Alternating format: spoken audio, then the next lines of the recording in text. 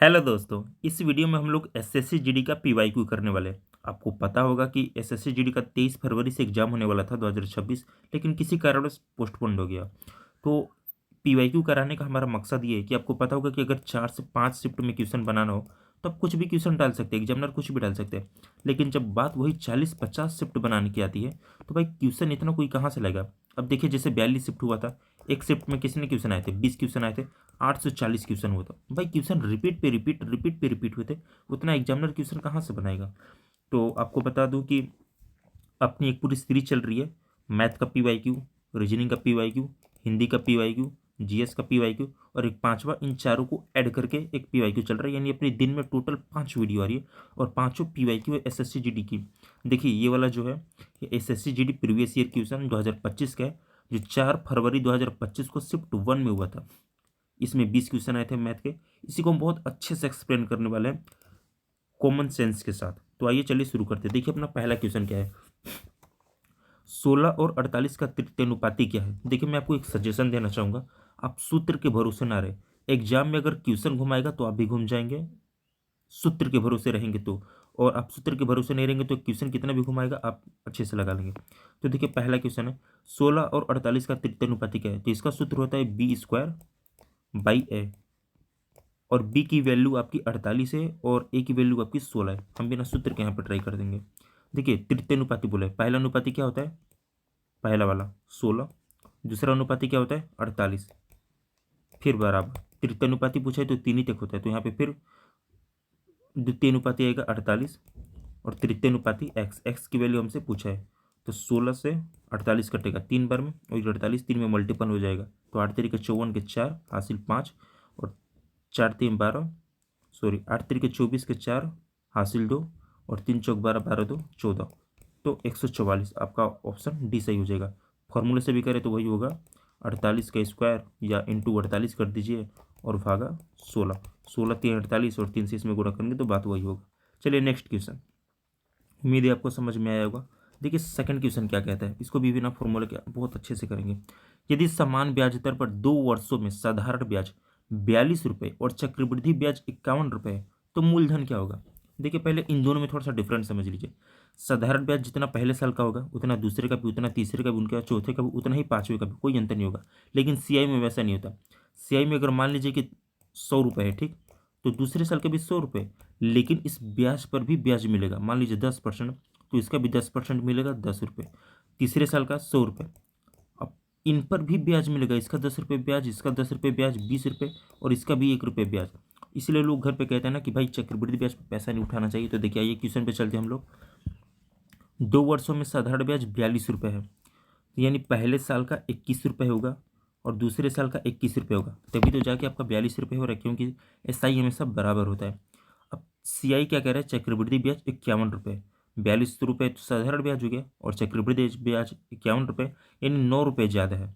तो ये इस पर 9 रुपये ब्याज मिला होगा। आपको बता दूं कि ये जो 9 रुपये ब्याज मिला है ये इस पे ब्याज मिला है। अब देखिए, अब आप निकालेंगे कि 21 का 9% कितना है, तो आपको दशमलव में जाना पड़ेगा।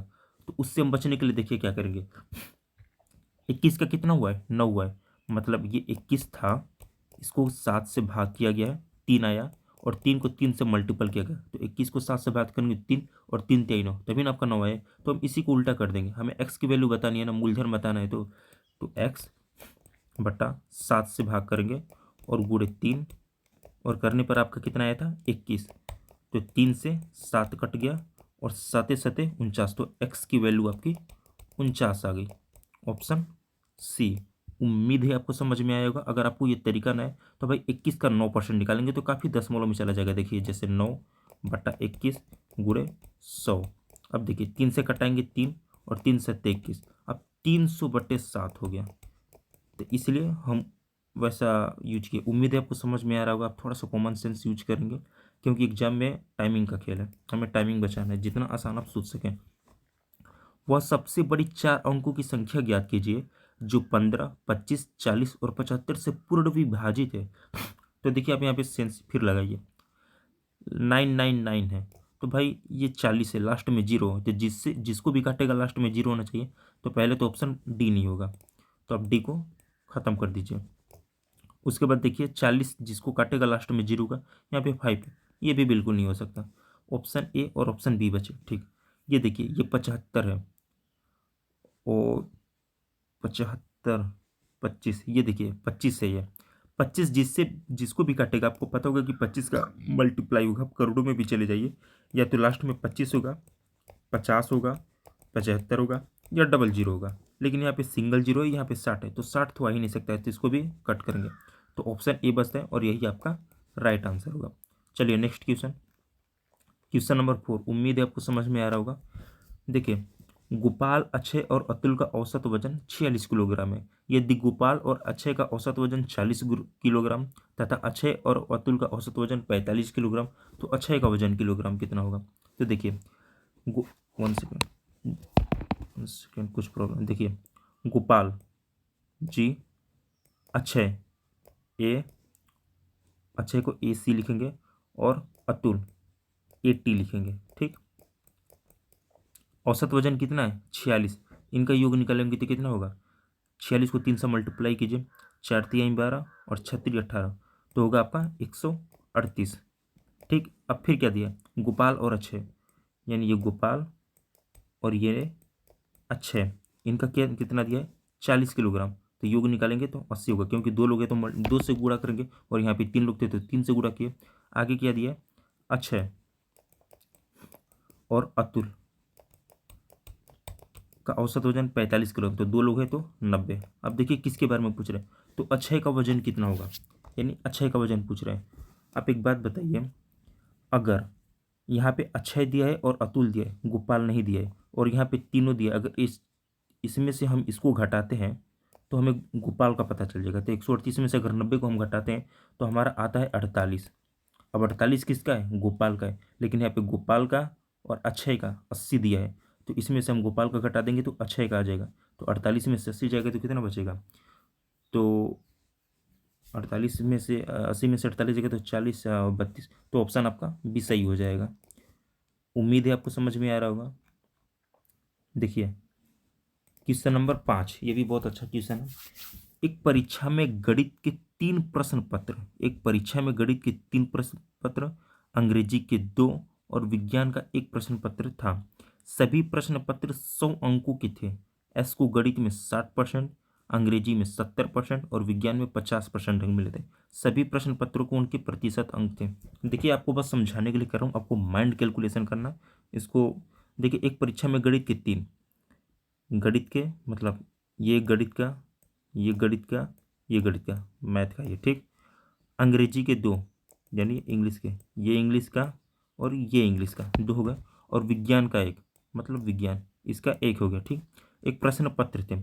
सभी प्रश्न पत्र 100 अंकों के थे, तो 1 2 3 4 5 6, यानी आपका टोटल पेपर कितने का था? 600 का। भाई सब सब्जेक्ट 100 के हैं तो 600 नंबर का हो गया।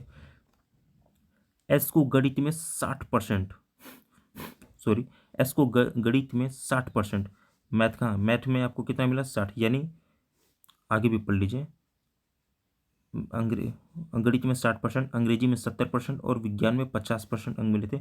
सभी प्रश्न पत्रों में उसके कितने प्रतिशत थे? देखिए एस को गणित में 60% मिले। मैथ में कितने सब्जेक्ट थे? 3 थे, एक एक 100 नंबर का था, तीनों मिला के कितना हुआ? 300, और 300 में कितना मिला? 60%, तो 300 का 60% कितना होता है? 3 छक 18, यानी इन तीनों सब्जेक्ट से उसको मिले 180 नंबर। अंग्रेजी में मिले हैं 70%, अंग्रेजी में कितने सब्जेक्ट थे? 2 थे, मिला है यानी 100 नंबर का, 100 नंबर का, 200 नंबर का, 200 में से 70% मिला, यानी 200 का 70% कितना होता है? 140। अब देखिए, अब यहाँ पे 200 का 70% निकालूंगा तो काफ़ी ज़्यादा कवर हो जाएगा, जगह कवर हो जाएगा, जो कि मेरे पास नहीं है, तो आप समझ सकते हैं। और अंग्रेजी में 70% और विज्ञान में 50%, विज्ञान में एक ही सब्जेक्ट था 100 नंबर का, उसका 50% 50 हो जाता है। अब पूछ रहा है सभी प्रश्न पत्रों में उसके कितने प्रतिशत अंक थे, तो जोड़ेंगे 140, सॉरी 180 और 140 कितना होता है, और 50, तो 18 18 4 22 32 32 5 37, यानी सबको जोड़ने पर आ रहा है 370 नंबर, और पेपर कितने का था? 600 का था। तो गुणे 600 भागा 600 और गुणे 100, प्रतिशत निकाल के डबल जीरो से डबल जीरो कर दिया। अब 6 से भाग करेंगे तो 6 6 के 36, एक बचा, 1 0 10, तो 6 1 में 6 4 बचा, दशमलव लगाएंगे, 0 बढ़ाएंगे, फिर 6 छः के 36, 4 बढ़ा, 4 जीरो, 6 छः के 36, तो वही आपका 61.67 होगा, 61.67, ऑप्शन बी। उम्मीद है आपको समझ में आया होगा, मैंने बहुत अच्छे से एक्सप्लेन किया। चलिए नेक्स्ट क्वेश्चन, क्वेश्चन नंबर 6। देखिए ये थोड़ा सा हल्का सा घुमावदार है बच्चों के लिए। ए एक कार्य को 32 दिनों में, तो ए एक कार्य को कितने दिनों में करता है? 32 दिन में। और बी उसी कार्य को 48 दिन में, तो बी उसी कार्य को कितने दिन में करता है? 48 दिन में करता है। इसका एलसीएम निकालेंगे, तो एलसीएम देखिए कितना होगा, इसका तो 96 होगा। अगर आपको नहीं निकालना होता है देखिए इसको तोड़ेंगे पहले, 16, तो 16 गुड़े 2, 16 दूना 32 और 48, यानी 16 3 48, तो गुड़े 3, 16 देखिए 16 दूना 32 ही हो गया और 16 3 48 ही होगा, तो 16 दूना 32 और 32 3 96, तो इसका एलसीएम 96 हो जाएगा। एफिशिएंसी निकालेंगे, इसका क्षमता निकालेंगे, तो 32 से ये 3 बार में और ये 2 बार में, यानी ए की क्षमता 3 है और बी की क्षमता 2 है। देखिए क्वेश्चन क्या कर रहे हैं, वे 8 दिनों तक एक साथ कार्य करते हैं। ए की क्षमता 3 है, बी की क्षमता 2 है, दोनों की क्षमता 5 हो गई। 8 दिन तक काम करते हैं, तो 8 दिन में कितना काम हो जाएगा इनका? 40 काम हो जाएगा, ठीक। और टोटल काम कितना था? 96 था। अब आगे क्या बोलते हैं, एक साथ करते हैं, और फिर ए चला जाता है 20 से इस कार्य का 60% कितने दिनों में करता है? टोटल काम कितना बचा? 1 सेकेंड,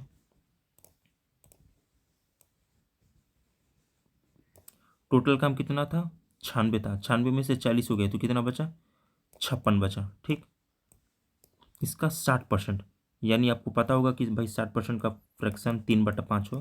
भाई आप वही 60/50 होता है ना, तो भाई 0 से 0 काट दो, सॉरी 60%, ये 100, तो ये 3 और ये 5 हो जाएगा, तो 3/5। आपको पता होगा 60 का फ्रैक्शन ये होता है, यानी 5 में से अब 3 ही काम करना है, और किसको करना है? बी को करना है। बी की क्षमता कितनी? बी की क्षमता 2 है, तो इसको 2 से ये करेंगे, ठीक। अब देखिए 56 का 3 में मल्टीप्लाई करेंगे तो कितना होगा? 50 3 150 और 36 18 168, ठीक। 168 को जब 2 से भाग कर देंगे तो कितना बचेगा? 168 है, इसको 2 से भाग कर देंगे तो कितना बचेगा? 2 8 16, 2 चौकी 4, 2 चौकी 8, तो 84 बचा। अब 84 को 5 से ये से तो ये मल्टीप्लाई हो गया, ये से ये गुणा हो गया। अब 84 को 5 से भाग करेंगे तो कितना बढ़ जाएगा? 5 एक में 5, 3 बचा, 34 हो गया, 5 6 30, 4 बचा, 4/5, तो 16 से 4/5, ये आपका ऑप्शन डी हो गया। देखिए उम्मीद है आपको समझ में आ रहा होगा। अगर आपको समझ में नहीं आ रहा है, हो रहा है मैं अच्छे से एक्सप्लेन नहीं कर रहा हूँ, या मैं ज़्यादा लिख नहीं रहा हूँ, या ज़्यादा मैं शॉर्टकट कर रहा हूँ, तो जो भी दिक्कत है प्लीज़ आप कमेंट कीजिए, ताकि अगले वीडियो में उसे सुधार किया जा सके। अब मैं अपने हिसाब से बता रहा हूँ, अब आपको क्या कमी लग रही है आप कमेंट करके बताएंगे तभी पता चलेगा। तो जो भी कमी लग रही है प्लीज़ बताएं, ताकि अगली बार से उसको सुधार किया जा सके। 28 60 120 और 135 का एलसीएम क्या होगा?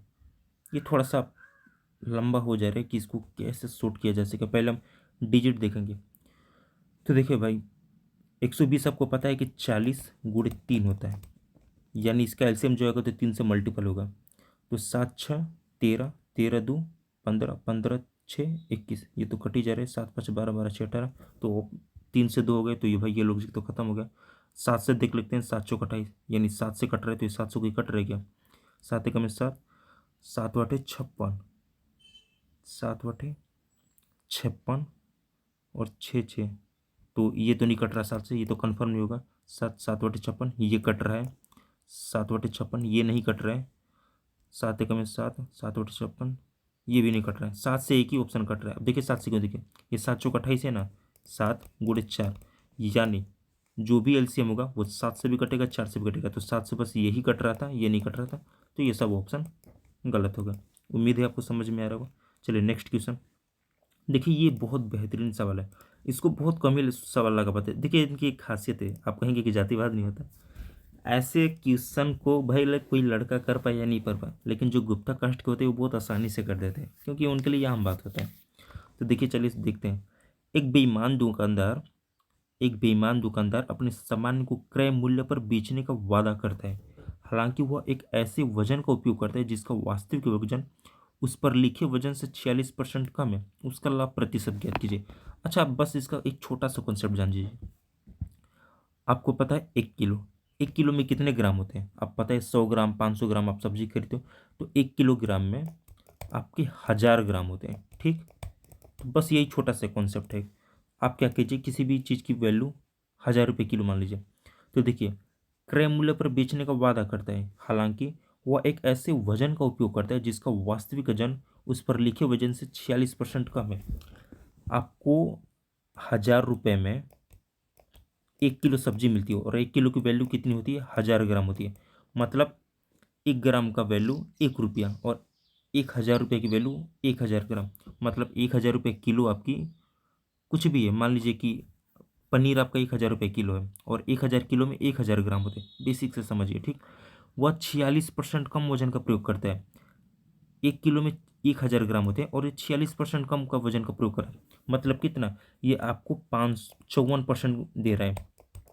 भाई इसका 46% कम करेंगे तो आपको कितना आएगा? 540 नहीं आएगा। मतलब 1000 ग्राम का बटखारा रखना था, जो तरजीह पे रखते हैं, काटा होना चाहिए था, लेकिन वो 540 ग्राम ही दे रहे हैं। तो भाई प्रॉफिट कैसे होता है देखिए, उसने 540 ग्राम वस्तु दिया। 1 सेकंड। हाँ, तो देखिए हम कहाँ पर थे। हम इसको पहले समझेंगे कि हम ऐसे ही क्यों कर रहे हैं, पहले ये पैटर्न समझ लिए फिर हम समझाएंगे। उसने 46 ग्राम 46% कम दिया, तो उसने यानी 54% दिया। ठीक, तो 54% का मतलब कि 540 ग्राम दिया, तो उसको फायदा कितना हो गया? 460 ग्राम का। अब इसी को हम प्रतिशत में निकाल देंगे, ये आपका आंसर है। तो ये 0 से 0 कट गया और 46 54 किससे कटेगा? मान लीजिए 4 से तो कटेगा ना, पहले 2 से कटाते हैं, तो ये 23 हो गया, नीचे ये 27 हो गया, यानी और ये डबल जीरो होगा, तो 23/0/27। इसको आपको भाग करना है, तो कितनी बार में जाएगा? सब में 8 है तो पहले 8 बढ़ जाएगा, तो देखिए 2300/27, 2300 भागा 27, 8 बार में सब में गया तो 8 बार लेके जाएंगे। मैं इसको एक्सप्लेन करूंगा कि मैंने ऐसे क्यों किया, पहले आप समझ लीजिए। 8 7 56 की 6 हासिल 5, 8 दूनी 16, 16 5 21, 216, तो कितना बचा? 14 बचा। एक जीरो नीचे आ जाएगा, फिर कितनी बार जाएगा? 3 चौक 12, 3 पचे 15, तो 20 पचे 100 और 7 पचे 35, तो ये 5 बढ़ जाएगा फिर से, तो 27 पचे कितना हो जाएगा? तो 5 7 35 के 5 हासिल 3, 5 दूनी 10, 10 3 13, 135, तो कितना बचा? 5 बचा और नीचे आ जाएगा 27, यानी 85 सही 5/27, ऑप्शन सी आ गया। अब देखिए हमने वैसा किया क्यों, अब एक शॉर्ट में समझिए। पहले तो मैंने लॉन्ग में एक्सप्लेन किया। आप कोई चीज़ खरीदे, ठीक, आप जैसे मान लीजिए कि कुछ खरीद कर लाए दुकान से, कुछ भी खरीद के लाए, आप गोली खरीद के लाए, खेलने वाला कंचे खरीद के लाए, ठीक, आपको कितना मिला? आपको मिला 1 रुपये में 10 मिला, लेकिन एक लड़के को आपने 5 बेच दिया। मतलब आप 10 रुपये में 10 खरीद कर लाए और उस बंदे को 10 रुपये में ही 5 बेच दिया। पैसे को अपवाद समझ के साइड कर दीजिए। तो आप क्या कहते हैं कि भाई 10 था, मैंने उसे 5 दे दिया और मुझे 5 का फ़ायदा हो गया। तो आप जितना देते हैं उसके बाद उसके ऊपर जितना बचता है वही प्रॉफिट होता है। तो इसीलिए मेरा कहने का मतलब था कि 46% कम देती है, मतलब वो देती कितनी है? 54 देती है, तो फायदा कितना हो गया? टोटल 100 था तो उसको 46 का फायदा हो गया। भाई उसका खर्च तो यही हुआ ना, ये तो अभी भी उसके पास है। एक दुकान से वो 1000 ग्राम मतलब 100 कॉइन खरीद कर लाए और उसमें से 54 कॉइन उसने दे दिया, तो भाई 46 कॉइन तो अभी भी उसके पास है ना, तो यही तो प्रॉफिट होगा। और कितना गया? इतना गया, उसीलिए हम इसका निकाल देते हैं। अब देखिए, अब जिसको बिल्कुल नहीं समझ में आए वो क्या करे। अगर ऐसा कभी भी क्वेश्चन आए तो आप बस एक ट्रिक यूज करेंगे। क्या? उसने सामने वाले को कितना दे दिया, तो देखिए उसने 46% कम वजन का प्रयोग किया, यानी उसने 54% उसको दे दिया। उस बंदे को उसने 54% दे दिया, जितना दे दिया उतना नीचे, और अपने पास जितना रखा 46 रखा उसको ऊपर, और ये गुड़े 100 कर देंगे। यही इसका आंसर हो जाता है। उम्मीद है आपको समझ में आएगा। थोड़ा ये पेचीदा लग गया होगा क्योंकि स्क्रीन की वजह से मैं भी ठीक से लिख नहीं पाया। चलिए नेक्स्ट क्वेश्चन देखिए, क्वेश्चन नंबर 9। दो संख्याएं 4:9 के अनुपात में है। यदि उनके बीच मध्यानुपाती 24 है तो दोनों संख्याओं के बीच धनात्मक अंतर ज्ञात कीजिए। देखिए कॉमन सेंस यूज कीजिए। आप फॉर्मूले से भी कर सकते हैं लेकिन थोड़ा सा टाइम लगेगा, या रूल के हिसाब से भी चलेंगे तो टाइम लगेगा। तो हम कॉमन सेंस यूज करेंगे। दो संख्याएं 4:9 के अनुपात में यदि उनके बीच मध्य नहीं, ये सॉरी, ये दूसरा क्वेश्चन है, इसमें कोई बात नहीं। मध्य अनुपाती का फॉर्मूला क्या होता है? मध्य अनुपात रूट ए बी होता है। ठीक, रूट ए बी होता है। तो दो संख्या है तो पहला 4a है और दूसरा 9 है, तो रूट ए बी। तो उनके बीच का मध्य अनुपाती कितना है? तो ये होगा 4x इंटू ये रूट में ही और इंटू 9s। तो 9 चौके 36 होता है, 36x। तो ये रूट में 36 है तो बाहर आएगा तो क्या हो जाएगा? बाहर आ जाएगा, जैसे देखिए 36 है रूट में है तो बाहर आता है तो क्या होता है? 6 हो जाता है। तो इसकी वैल्यू आ गई 6। ठीक, यदि उनके बीच मध्य अनुपाती 24 है और 6 की वैल्यू कितना दे रहा है? 24। देखिए मध्य अनुपाती हमारा 6 आया लेकिन ये बोल रहा है कि नहीं 24 है, तो मतलब 24 की वैल्यू 6 है। तो 6 से भाग करेंगे तो 6 चौके 24, यानी 1 की वैल्यू 4 आ गई। अब पूछा है कि उनके बीच धनात्मक अंतर क्या है? 4 और 9, यानी 4x और 9x के बीच में अंतर कितने का है? 5 का। और 5x का अंतर है और x की वैल्यू कितनी है? 4। तो 5 चौके 20। ऑप्शन ए आपका सही हो जाएगा। उम्मीद है आपको थोड़ा समझ में आ रहा होगा, कोशिश कीजिए। Question number 10। 1 सेकंड, कोई क्वेश्चन स्किप हुआ क्या? 9 नंबर हमने लगाया, 8 नंबर भी हमने लगाई दिया, कोई क्वेश्चन स्किप नहीं हुआ। चलिए क्वेश्चन नंबर 10। अब देखिए, दो शंकुओं की ऊंचाई का अनुपात 4:3 और उनके आधारों की त्रिज्या का अनुपात 1:2 है। उनके आयतनों का अनुपात ज्ञात कीजिए। देखिए इसका सूत्र क्या होता है? 1/3, भाई मेंसुरेशन में है तो सूत्र यूज कर लो। 1/3 पाई आर स्क्वायर एच। अब देखिए दो शंकुओं का आयतन पूछे, पहले में 1/3 है, दूसरे में भी 1/3 है, कट जाएगा कोई फायदा नहीं होगा। पाई है, पाई भी कट जाएगा, कोई फायदा नहीं है। आप ये मत बोलिएगा कि आर स्क्वायर पहले में भी दूसरे में भी ये भी कट जाएगा, नहीं। इसमें दोनों की वैल्यू दी गई है और वहाँ पे दोनों की वैल्यू सेम थी। वहाँ पे 22/11 थी, 22/7, और यहाँ भी 22/7, इसलिए कट जाएगा। 1/3 वहाँ पे भी, 1/3 यहाँ पे भी, इसलिए कट जाएगा। लेकिन आर की और एच की वैल्यू अलग अलग है इसलिए ये नहीं कटेगा। तो हमें लेना है बस r²/h। चलिए ये देखते हैं। तो r²/h ये पहले का है, r²/h ये दूसरे का है। तो r², दो शंकुओं की ऊंचाई का अनुपात 4:3, उनके आधारों की त्रिज्या 1:2। तो पहले r है तो पहले की त्रिज्या 1 है, r² है तो 1 का स्क्वायर। ठीक, अब h1 लेंगे। देखिए r1 है, h1 है, r2 है, h2 है। अब h1 की बारी है तो h1 की इतना है 4 है। देखिए ये h1 है, ये h2 है, ये r1 है, ये r2 है। ठीक, उसके बाद रेशियो r2 की वैल्यू कितनी है? 2 2 है तो r² है तो हम 2 करेंगे। h2 कितना है? 3 है तो इसको हम 3 करेंगे। तो इसको मल्टीप्लाई करेंगे तो कितना होगा? 4 रेशियो, और ये 2 दूनी का 4 और 4 थी 12, काटेंगे तो कितना होगा? 1:3। भाई 4 3 12, 1:3। ऑप्शन ए आपका सही हो जाएगा। उम्मीद है आपको समझ में आ रहा होगा। चलिए नेक्स्ट क्वेश्चन, क्वेश्चन नंबर 11। देखिए जितना बड़ा दिखता है उतना बड़ा होता नहीं है। मंदार के 2 पोते हैं, थोड़ी हमें स्क्रीन चाहिए इसमें। हाँ, मंदार के 2 पोते केतन और तुषार। इसको हम 2 चरण में करेंगे, पहले समझिए केतन और तुषार। 11 वर्षीय केतन को, ये केतन की उम्र कितनी है? केतन की उम्र 11 साल है। ठीक, केतन को मंदार की संपत्ति से कुछ धन मिलता है और 12 वर्षीय तुषार, तुषार की उम्र कितनी है? 12 वर्ष है। तुषार को शेष धन मिलता है लेकिन केतन और तुषार को धन केवल 22 वर्ष की आयु पूरी होने पर मिलेगा। मतलब ये जब 22 वर्ष के हो जाएंगे तब मिलेगा। अब ये बताइए 11 साल का है, 22 वर्ष के होने में इसको कितना टाइम बचा है? यानी इसको 11 साल बाद राशि मिलेगी। तुषार को देखिए ये 12 साल का है, 22 वर्ष की एज में इसको पैसा मिलेगा, मतलब इसको 10 वर्ष बाद पैसा मिलेगा। उम्मीद है समझ होंगे। केतन का 11, यानी केतन को 11 साल बाद पैसा मिलेगा और तुषार को 10 साल बाद। तो केतन को कितना था? केतन केतन को 11 साल बाद पैसा मिलेगा, इसको साइड में लिखते हैं। और तुषार को 10 साल बाद पैसा मिलेगा। ठीक, अब आगे बढ़िए, कि होने पर पैसा मिलेगा।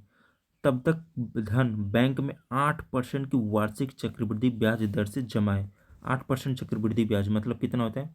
8/100। तो कितना होगा? 4 से काटेंगे तो 2/25, यानी 2/25 के हिसाब से पैसा जमा हुआ। तो कितना हो जाएगा?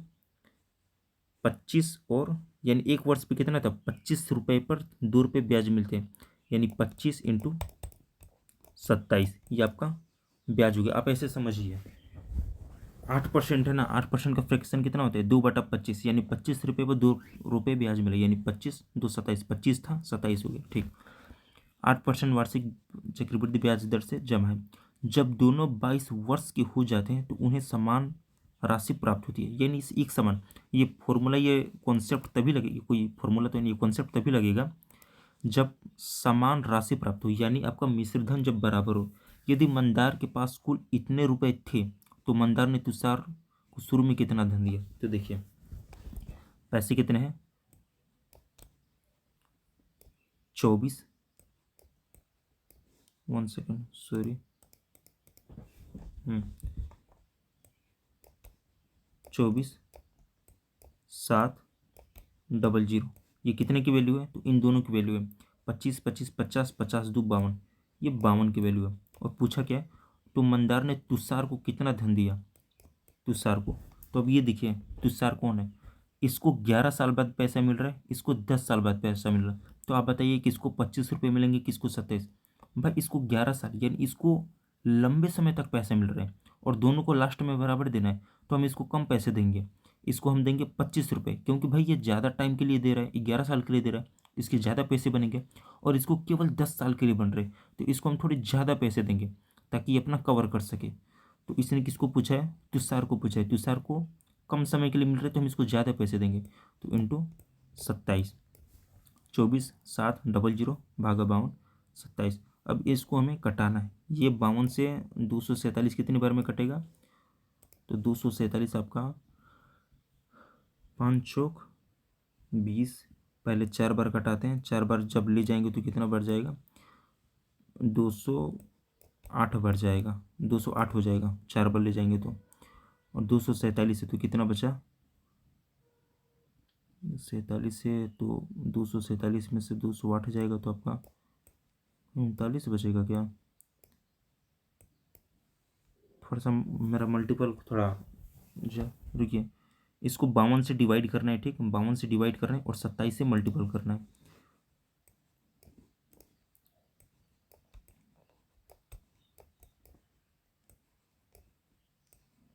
इसको किससे 27 से मल्टीपल करना था। ठीक, और 52 से, तो 5 चौक 20, इसको हम पहले 4 बार ले जाएंगे, तो 4 दूनी 8 और 4 बचे 20, 208। तो 47 में से 8 जाएगा तो कितना बचेगा? 39 बचेगा। 39 के पीछे एक जीरो लगाएंगे, ये अब कितनी बचेगा? 5 सते 35, 300। भाई जगह कम पड़ रहा थोड़ा सा। 7 दूनी 14, हासिल एक 7 पचे 35, 35 एक 36, 364, 70, 20, 20 6 26, एक जीरो, और इसके बाद 25, तो 5 बार में ये कट जाएगा। देखिए 475 बार में ये पूरी तरह से कट जा रहा है। अब 475 को 27 से मल्टीप्लाई करेंगे तो 7 5 35, 475, 475 गुणे 27, 475 इंटू 27, इसको मल्टीपल करना है। तो 7 5 35 के 5, हासिल 3, 7 7 49, 49 3 52 के 2, हासिल 5, 7 चौक 28, 28 5 33।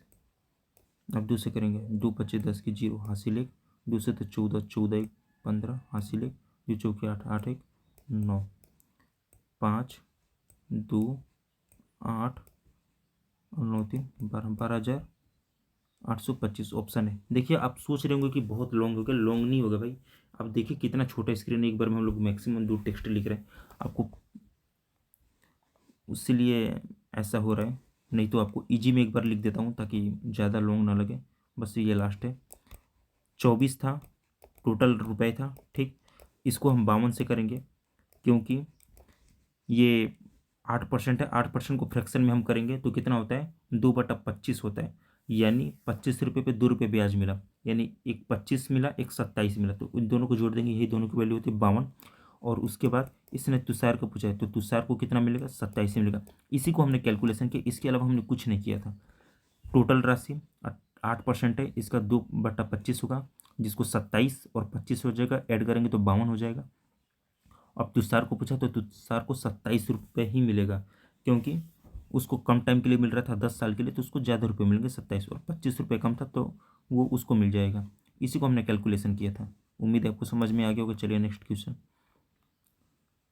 देखिए। एक आदमी कोलकाता से अहमदाबाद 9 किलोमीटर प्रति घंटा की गति से जाता है और उसी मार्ग से 18 किलोमीटर प्रति घंटा से कोलकाता से वापस आता है। आप एलसीएम मान लीजिए, देखिए 9 है 18 है।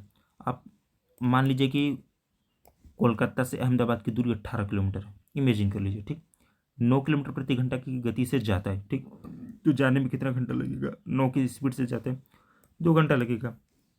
और उसी मार्ग पर 18 किलोमीटर प्रति घंटा की चाल से वापस आते हैं, आने में कितना लगेगा, 18 से आ रहा है 18 किलोमीटर है, 1 घंटा लगेगा। टोटल कितना लगा, 3 घंटा। दूरी किसने चली, 18 किलोमीटर है, तो 18 किलोमीटर जाने में, 18 किलोमीटर आने में, 18 18 36। औसत दूरी बताना है, तो कुल दूरी कुल बटा समय। औसत दूरी का सूत्र होता है कुल दूरी, कुल दूरी 36 था, कुल समय 3 घंटे लगा, कटा दीजिए 12। ऑप्शन डी आपका सही आंसर हो जाएगा। चलिए नेक्स्ट क्वेश्चन देखिए। इसको करने का आसान तरीका क्या है, इसमें लड़के बहुत गुमराह हो जाते हैं। मैं पहले आपको एक कॉन्सेप्ट छोटा सा देता हूँ ताकि आप अपना कॉमन सेंस वहाँ पे यूज कर सकें। अब जैसे देखिए, मान लीजिए कि 20% और 20% की दो क्रमिक छूट है, ये बस एग्जाम्पल है, आपको लिखना नहीं है। तो मान लीजिए कि एक राशि 100 रुपये थी, ठीक। अब बोले कि भाई मैंने तुमको 20% डिस्काउंट दिया, तो आप कैसे निकालते हैं, 20% डिस्काउंट दिया मतलब मुझे 80 रुपये देना है, 80% देना है, तो ये 80, भाई 100 रुपये है, इसको 100 से भाग करके 80 से मल्टीप्लाई करते हैं, तभी तो 80% की वैल्यू होती है। उसने बोला कि हम फिर 20% की डिस्काउंट दे रहे हैं, 20% की दो क्रमिक छूट, तो यानी अब ये फिर 100 की वैल्यू हो गई। अब हमें 20% की चाहिए, तो फिर 80, ठीक। तो देखिए, हमने पहले 100 रुपये माना था, उसको 100 से भाग किया ताकि 1% की वैल्यू आई, फिर 80 से मल्टीप्लाई किया ताकि 80% की वैल्यू हो जाए। तो आप इसको काट देंगे, आप इसको कैलकुलेशन में कभी नहीं लिखेंगे। बचा कौन सा, जो 2 बचेगा उसको माइनस करना है 100 में से, 80 80 और नीचे 100 रहेगा। उम्मीद है आपको समझ में आएगा कि नीचे 100 कैसे आ रहा है। तो देखिए 80 80 का कितना होता है, 8 8 64, 600, ये 8 8 64 और डबल जीरो, ये डबल जीरो भागा 100 है, तो 2 जीरो से 2 जीरो कट गया, तो पहले का आ गया 64। अब दूसरे कैसे ही देखेंगे, तो उम्मीद है आपको समझ में आ गया होगा। पहले में हो रहा है 64 रुपये देना पड़ रहा है, दूसरे का 25 और 15% की क्रमिक दो छूटे, तो इसको 75 और 100 में से 15 गया 85। आपको बताया कि ऐसे क्यों हो रहा है, इसी को मल्टीप्लाई कर देंगे तो कितना होगा, 50 25 के 5 हासिल 2, और 5 7 35 और 8 पंजे 40, 75 2 77 को 7 हासिल 7, और 8 7 56 और 56 7 63। ये मैंने एक ही बार में कैलकुलेशन किया, आप ये नहीं सोचिए कि कैलकुलेशन कर सकते। 6375 और नीचे 100 था, उसे जब हम भाग करेंगे तो आ जाएगा 63.75, यानी दूसरे ऑफर पर उसे 63.75 रुपये देना पड़ रहा है। तो हम देखेंगे कि यही तब अच्छा है। अगला देखेंगे 30 और 10 की दो क्रमिक छूटे, तो ऐसे भी कर सकते हैं, 100 का 30% छूट यानी 70 रुपये, और 70 रुपये पर 10% छूट यानी 63 रुपये, तो इसका आ जाएगा 63 रुपये। देखिए 100 का 30% डिस्काउंट, 100 का 70% कितना होता है, 100 रुपये होता है, और 70 रुपये पर 10% डिस्काउंट देंगे तो 70 का 10% डिस्काउंट 7 होता है, तो 7 गया तो 63 बचा। अब देखिए 5 35, तो इसका होता है 95, और 35 35 की होती है 65, 100 में से माइनस करेंगे तो 5 25 के 5 हासिल 2, 9 पच्चे 45 और 6 पच्चे 35, तो 45 और 35 45 50 50 30 80 80 2 82 के 2 हासिल 8, 9 6 54 54 8 62, तो ये इधर से गया तो यहाँ पे बचा 62.25। तो सबसे ज़्यादा आपका डिस्काउंट कहाँ पे हुआ, कौन सी योजना छात्र को सबसे अधिक छूट प्रदान करती है, तो सबसे ज़्यादा छूट प्रदान करती है आपकी ऑप्शन नंबर डी। तो आपका ऑप्शन सही हो जाएगा, ऑप्शन डी। उम्मीद है आपको समझ में आएगा। चलिए नेक्स्ट क्वेश्चन मतलब उसको उतना रुपये देना था। यहाँ पे 63 है तो उसको 63 रुपये, यहाँ पे 64 है तो 64 रुपये उसको देना था। तो ये पूछा कि सबसे कम किस में देना है, तो डी में देना है। ठीक है, नेक्स्ट क्वेश्चन देखिए, यहाँ पे एक थोड़ा सा एरर है, मैं सही कर देता हूँ। ये 40 नहीं, ये 49 है। ठीक, तो देखिए सबसे पहले हम क्या करेंगे, भाग को सोल्व करते हैं। ये छोटे कोष्ठक को सबसे पहले सोल्व करते हैं। यहाँ पे भी छोटा कोष्ठक है और यहाँ पे भी छोटा कोष्ठक है। तो सबसे पहले हम इस छोटा कोष्ठक को देखते हैं। तो 48 में 8 से भाग कर देंगे तो 6 बटे 8, 6 का 48, यहाँ पे 6 आ जाएगा, मल्टीप्लाई मल्टीप्लाई। अब ये 40 नहीं, ये 49 है, इसके लिए हम क्षमा चाहेंगे, टाइपिंग एरर हो गया। ये 49 है, तो 7 से हम 49 में भाग करेंगे तो कितना होगा 7, और 4 से 40 में भाग करेंगे तो कितना होगा 10। ठीक, गुड़े, और ये 7 में 3 से करेंगे, 7 में से 3 घटाएंगे तो कितना होगा 4। ठीक, तो देखिए 10 चौक 40, 40 7 47, और मल्टीप्लाई में 6 है, तो 7 6 42 के 2 हासिल 4, और 6 6 के 24, 24 4 28, 282, 282 ऑप्शन डी आपका ऑप्शन सही है, ऑप्शन डी। उम्मीद है आपको समझ में आएगा। चलिए नेक्स्ट क्वेश्चन। 210 मीटर और 140 मीटर लंबी दो ट्रेनें 80 किलोमीटर प्रति घंटा और 150 किलोमीटर प्रति घंटा की गति से एक ही दिशा में चल रही है। पीछे से आ रही तेज गति वाली ट्रेन द्वारा दूसरी ट्रेन को पूरी तरह पार करने में कितना समय लगेगा। देखिए क्या कहना चाह रहे हैं, दो, जैसे मान लीजिए कि दो ट्रेनें हैं, दोनों ट्रेनें दिल्ली से तमिलनाडु की तरफ चली, यानी नीचे की तरफ चली, और दोनों एक ही दिशा में चल रही है। एक ट्रेन धीरे है, ऐसे जा रही है, और एक ट्रेन फास्ट है, तो और ये तेजी से जा रही है, मतलब ये पैसेंजर है और ये वंदे भारत है, तो कन्फर्म है कि कुछ देर में पार कर देगी। तो वही पूछ रहे हैं कि इसको पार करने में कितना समय ले रही है। उम्मीद है समझ में आ गया हो। चलिए देखते हैं। तो 210 मीटर और 140 मीटर लंबी दो ट्रेनें गति से एक ही दिशा में, तो इन दोनों को हम जोड़ देते हैं। ठीक, तो 2 और 1 3, 350 मीटर। क्योंकि भाई जब ये ऐसे जा रही है, ये स्पीड में, फुल स्पीड में पार कर रही है, तो ये अपनी लंबाई को और इसकी लंबाई को पार करेगी तभी तो होगी। मान लीजिए इंजन यहाँ पे आ गया और इसकी पिछली बोगी यहाँ पे आ गई, तो यहाँ की दूरी और यहाँ की दूरी इसने पार की, तब जाके कहेंगे कि ट्रेन ने इसको पार कर दिया। इसलिए हम दोनों की दूरी को जोड़ते हैं। तो 350 हो गया। अब चाल 80 किलोमीटर प्रति घंटा और 150, इनको हम माइनस करते हैं। क्यों? क्योंकि ये भी इसी दिशा में जा रहा है और ये भी तेज़ी से इसी दिशा में जा रहा है। अब मान लीजिए कि ये 40 की स्पीड से जा रही है, ठीक, और ये 60 की स्पीड से जा रही है, तो एक घंटा में कितना चलेगा 40, और ये घंटा में कितना चलेगा 60। लेकिन ये 40 पहले से चल चुकी है, तो अंतर कितने का रहेगा 20 ही का ना अंतर रहेगा, यानी घंटा में बस 20 किलोमीटर ही इनके बीच का अंतर रहा वही। तो 80 में से 150 घटाएंगे तो कितना बचेगा 70 अंतर। ट्रेन को पूरी पार करने में कितना बोला, तो 7 बचे 35, 1 सेकंड, 210 मीटर, 1 सेकंड भाई, आप देखिए 210 और 140 कितना हो गया 350 हो गया। ठीक, ये मीटर में है। अब नीचे की दिया है 80 किलोमीटर प्रति घंटा, 150 किलोमीटर हो गया, इन दोनों को जोड़ देंगे, नहीं माइनस कर देंगे, अंतर निकालेंगे तो कितना हो जाएगा 7 हो जाएगा, 70। ठीक, एक ही दिशा में चल रही है तो भाई ये मीटर प्रति सेकंड में है, ये किलोमीटर प्रति घंटा में है, तो हम दोनों को बराबर करेंगे। तो इसको 5/18 से करेंगे तो 5 नीचे 5 और बटा नीचे 18, 18 ऊपर चला जाता है।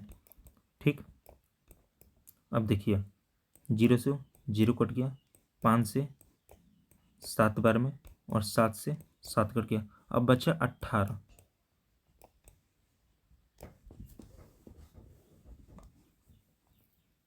18, तो क्षेत्री 18, ऑप्शन सी आपका सही। अब ये बताता हूँ कि देखिए कैसे वो 1 सेकंड।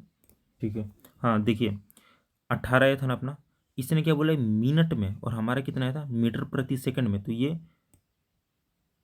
18 सेकंड है और इसको बताना है मिनट में, तो 1 मिनट में कितने 60 सेकंड, तो वही 18/60, दशमलव लगाएंगे और ये 3 बार में हो जाएगा। उम्मीद है आपको समझ में आ रहा होगा। ये हमारा सेकंड में आया था 18 और ये मिनट में पूछे तो 0.3 होता है। चलिए नेक्स्ट क्वेश्चन, क्वेश्चन नंबर 16। 8% लाभ पर 1566 में बेची गई एक वस्तु का क्रय मूल्य कितना होगा। यानी 1566 में आपने वस्तु को बेच दिया, लाभ कितना हुआ 8% का, मतलब ये भी आपकी 108 की वैल्यू है और आपको बताना है 100 की वैल्यू। तो देखिए 108 की वैल्यू 100 की बताने तो थोड़ा ही सा कम होगा, 1566 है, तो देखते हैं इसमें से कौन सा होगा। तो इसको अब हम काटेंगे काटेंगे, कैसे काटेंगे, इसको काटना है भाई, पहले किससे काटें, 4 से ही काटते हैं। 4 दूनी 8, 2 0, 4 7 28, 24 बचा है, इसको काटेंगे। तो 4 तिहाई 12, 3 6 4 9, नहीं 4 से नहीं कटेगा ब्रो भाई, इसको आप लोग काट लेना यार, मैं कैलकुलेशन करूँगा तो टाइम लगेगा थोड़ा। बस इसी को करना है, ये 1566/108 इंटू 100। उम्मीद है आपको समझ में आएगा वो। चलिए नेक्स्ट क्वेश्चन। विपुल, देखिए इसको ध्यान से समझिए, इसका बहुत छोटा सा कॉन्सेप्ट है, ज़्यादा लंबा नहीं करना। विपुल 5400 रुपये और विजय 9400 रुपये समान साधारण ब्याज दर से निवेश करते हैं। यदि ब्याज 5 वर्षों के अंत में विजय को विपुल से 840 रुपये अधिक ब्याज मिलता है तो प्रतिवर्ष ब्याज ज्ञात कीजिए। अब देखिए इसको क्या करना है। दो लड़के थे, एक विपुल था एक विजय था। विपुल ने 5400 रुपये निवेश किया और विजय ने 9400 रुपये निवेश किया, लेकिन 5 वर्ष के अंत में उनको टोटल जो फायदा हुआ उसका अंतर 840 रुपये था। यानी इनमें से एक को 840 रुपये ज़्यादा मिलता है, विपुल से ज़्यादा मिलता है। तो अब देखिए इसको क्या करते हैं, 5 वर्षों में मिला था 840 रुपये ब्याज ज़्यादा, तो 5 से भाग कर देंगे। 5 एकम में 5, 3 3 4 34, 5 31, 4 0, 5 बटे 40, 5 एकम में 5, 3 4 5 31, 4 0, 5 140, 168। तो कहने का मतलब है कि 5 वर्षों का अंतर था, हम 1 वर्षों का अंतर निकाल देंगे ताकि कैलकुलेशन में आसान हो। 1 वर्ष का कितना हो गया, 168 रुपये हो गया। ठीक, विपुल ने, देखिए विजय को विपुल से 840 रुपये ब्याज अधिक मिलता है 5 साल में, और 1 साल में विजय को विपुल से 168 रुपये ज़्यादा मिलता है, ये 1 साल में। ठीक, तो भाई उसको ज़्यादा क्यों मिल रहा है, तो आप कहेंगे ना कि भाई तू 10 रुपये इन्वेस्ट किया, मैं 1000 रुपये इन्वेस्ट किया, तो मुझे तो तुमसे ज़्यादा प्रॉफिट मिलेगा ही। तो भाई 990 रुपये अधिक प्रॉफिट, ज़्यादा डिफरेंट है हम लोग के निवेश में, तो भाई प्रॉफिट में भी अंतर होगा। भाई बोले कि बात तो सही है, तो कितने का अंतर था, तो यहाँ पे देखेंगे 5400 रुपये विपुल निवेश किया था और ये 9400 रुपये किया था यानी 4000 रुपये का अंतर था। भाई 4000 रुपये अधिक निवेश करेगा तो प्रॉफिट भी तो अधिक मिलेगा, तो ये उसी का है। अब बस इसको बस प्रतिशत में निकाल देंगे, यही आपका आंसर हो जाएगा अंतर निकाल के। तो देखिए 00 से 00 और ये 0 से तो आप यहाँ पे घुसा दीजिए, 4 चौक 16 और 4 दूना 8, ऑप्शन ए आपका सही हो जाएगा। उम्मीद है आपको समझ में आ गया होगा। देखिए और एक बार छोटा सा समझा देता हूँ आप दो दोस्तों ने कहीं पे पैसा लगाया था, ठीक, मान लीजिए कोई कुछ बन रहा है, आपके दोस्त ने 1000 रुपये लगाया, आपने 1 लाख रुपये लगाया। अब बताइए प्रॉफिट क्या बराबर आएगा, प्रॉफिट बराबर नहीं आएगा। हो सकता है कि भाई इस भाई का 200 रुपये प्रॉफिट है और आपका सीधा 20,000 रुपये प्रॉफिट है, तो भाई बोलेंगे कि ऐसा कैसे, तो भाई अंतर कितने का आया, 18 का अंतर आया और पैसे का अंतर है, तो उसी दोनों को अंतर करेंगे। एक बार और देख लीजिए, 840 से 5 एकम में 5, 3 4 5 6 31, 4 0, 5 बटे 40, 168 रुपये उनका अंतर आया फायदे का। तो भाई ये भी देखिए इन्वेस्ट कितना किया है, तो 4000 का यहाँ पे भी अंतर आया। तो इसी को आपको बस कैलकुलेशन करना है, यही आपका आंसर है। उम्मीद है आपको समझ में आ गया होगा। चलिए नेक्स्ट क्वेश्चन। देखिए जो भी कमी आपको लगे कि मैं ज़्यादा एक्सप्लेन कर रहा हूँ या ज़्यादा ठीक से एक्सप्लेन नहीं कर रहा हूँ या ज़्यादा बोल नहीं रहा या शॉर्ट में कर रहा हूँ, तो प्लीज़ आप कमेंट कीजिए ताकि उसको दूर किया जा सके। पेट्रोल के मूल्य में 85% की वृद्धि होती है, यानी कहने का मतलब है पहले पेट्रोल का दाम कितना था, 100 रुपये था, अब कितना हो गया, 185 रुपये हो गया। इसकी खपत को कितने प्रतिशत कम कर दिया जाना चाहिए कि उस पर व्यय केवल 48% ही बढ़े। यानी कह रहा है कि बस 48% बढ़े, मतलब उस पेट्रोल का दाम 148 रुपये कितने कम किया जाए, मतलब इतना रुपये हमारा खपत हो। तो देखिए 185 से 148 इसने कितना कम किया, इसको 150 माने तो 35 35 2 37 रुपये इसने कम किया। और कितने पे कम किया, 185 पे। अब देखिए यहाँ पे ये नहीं आएगा, इस पेट्रोल की दाम इतनी हो गई है ना, तो अब कम भी होगा या ज़्यादा भी होगा तो हम इसी पर करेंगे कि भाई 10% कम हो गया, 20% कम हो गया, ज़्यादा हो गया, तो इस पर हम करेंगे। ठीक, इसी का हम प्रतिशत निकाल देंगे। देखिए कितनी बार में होता है, तो 3 पचे 15, ये देखिए 37 से 5 बार में कट जाएगा, 3 पचे 15 150 और 7 पचे 35 185, 5 बार में कट गया और 5 से 100 20 बार में कट गया। तो आपका आंसर हो जाएगा ऑप्शन डी 20%। चलिए नेक्स्ट क्वेश्चन, क्वेश्चन नंबर 19। एक संख्या को पहले 15% घटाया जाता है, संख्या 100 मान लीजिए, ठीक। एक संख्या को पहले 15% घटाया जाता है, यानी 15% घटाने पर आपका कितना हो गया, 85 हो गया, 85 हो गया, ठीक। और फिर 20% बढ़ाया जाता है। देखिए, ये हमेशा 100 की वैल्यू होती है, 10% की वैल्यू 8.5, 20% की वैल्यू 8 दूनी 16, 17। आप कैलकुलेशन कर सकते हैं, 85 का जब 20% निकालेंगे तो 17 होता है, तो 85 में 17 जोड़ दीजिए तो हो जाएगा आपका 102, ठीक। इस प्रकार प्राप्त संख्या मूल संख्या से 78 अधिक है। पहले क्या थी 100, अब क्या रहा है 102, कितना अधिक हो गया 2, लेकिन हमारे क्वेश्चन महाराज कह रहे हैं कि 78 अधिक हो गया, मतलब इनका जो 78 होता है वो हमारे 2 के बराबर है। तो मूल संख्या हमारी 100 थी, तो 100 से मल्टीप्लाई कर देंगे, 2 से इसको काटेंगे, 2 3 6, 2 9 18 और डबल जीरो ये लग जाएगा, तो 3900, ऑप्शन डी आपका सही हो जाएगा। देखिए, ये नहीं है कि मैं क्वेश्चन लॉन्ग में करूँ भाई, देखिए इतना छोटा स्क्रीन है, देखने में आपको लॉन्ग जा रहा है लेकिन कुछ ही वर्ड है। भाई हम भी SSC GD की तैयारी करते हैं, हमको भी पता है कि क्या करना है, एग्जाम में मेल के टाइमिंग का है। दो संख्याओं का मौसा 11, हाँ यहाँ पे मैं कह रहा था कॉमन सेंस लगाइए। देखिए फॉर्मूले की तरफ जाएंगे, बहुत लंबा होगा, बहुत लंबा, कॉमन सेंस लगाइए। देखिए कितना ईजी है, मुजावानी ये हो जाएगा। दो संख्याओं का मौसा 11 है, मौसा मतलब वो ये होता है कि दोनों संख्या इससे कट रही है, तो इसका मतलब तो कन्फर्म हो गया कि वो संख्या या तो 11 होगी, 22 होगी या 44 होगी, यानी 11 का मल्टीपल है, इतना तो कन्फर्म हो गया। यदि उनका योग 132 है, यानी उनको जोड़ने पर 132 हो रहा है, तो दोनों संख्याएं 42 से बड़ी हैं। यदि दोनों संख्याएं 42 से बड़ी हैं, मतलब 42 से बड़ी कौन सी, 11 की मल्टीपल आती है 44 आती है, उससे पहले तो कोई नहीं है, क्योंकि जब HCF 11 है तो 11 का मल्टीपल होगा, और 42 से बड़ी 44 है, और ऊपर कुछ भी हो सकती है लेकिन मिनिमम 44, 44 से छोटी नहीं हो सकती। तो दोनों संख्याओं के बीच का अंतर क्या है, ठीक। आपको पता है कि दोनों संख्याओं को जोड़ रहे हैं तो 132 हो रहा है, 11 का मल्टीपल है। पहली संख्या तो 11 की मल्टीपल होगी, दूसरी संख्या भी 11 की मल्टीपल होगी। अच्छा, हम अगर अनुमानित लगाए इसको, मान लीजिए कि हम 44 से 132 तक जाना है, तो हमें और कितना चाहिए, 4। हम ऐसा क्या दो 11 का मल्टीपल जोड़े कि हमारा 132 हो जाए, तो फिर हमारे दिमाग में आता है कि भाई ये 44 है, अगर हम 88 जोड़ें तो बस हम ये डिजिट को जोड़ेंगे, 8 4 12, 8 4 12 लगभग हो गया हमारा, इसमें से इसको घटाए तो। लेकिन ये क्या कह रहे हैं, HCF 11 है, अगर हम 44 और 88 लेते हैं तो हमारा HCF 44 हो जाता है, क्योंकि सबसे बड़ी संख्या होती है HCF, और 44 से ये भी कट रहा है, ये भी कट रहा है, तो मतलब हमारा ये तो होगा नहीं, तो हमें अब कुछ और सोचना पड़ेगा। तो अब हम क्या सोचेंगे, इसको हम थोड़ा सा बढ़ाएंगे। अगर हम इसको 55 करते हैं, मतलब आप, हम आपको कैसे समझे, इसको कॉमन सेंस से यूज करना है, जैसे हम एक एक जोड़ के नहीं देखना है। अब जैसे मान लीजिए कि हम 44 थे, दूसरा 88 मान, तो हम इसको थोड़ी जोड़ते हैं, हम इसको जोड़ते 4 8 12 120, लगभग उसके पास पहुँच रहे तो दिख रहे। अगर हम 55 मानते हैं तो कौन सा मानना पड़ेगा, 5 7 12, यानी 70 मानना पड़ेगा, 7 5 12, तो देखिए 70 जोड़ेंगे तो 7 5 12, 2 हासिल, 1 7 5 12 13, देखिए सही हो गया हमारा, एक 55 आ गया, एक 77 आ गया, और दोनों के बीच का अंतर पूछा है तो अंतर कितना हो जाएगा, इनका अंतर का 22, ऑप्शन डी सही हो जाएगा।